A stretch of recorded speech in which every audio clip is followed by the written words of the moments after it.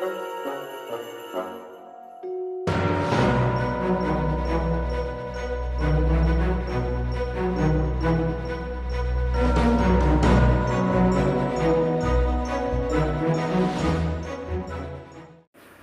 everybody, it's Katrina. Welcome to the Crafty Corner.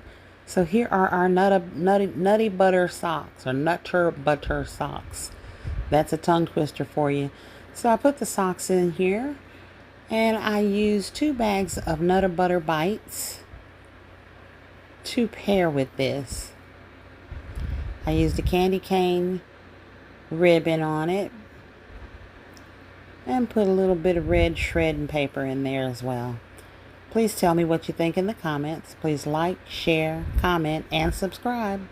Be blessed, but most importantly, be a blessing.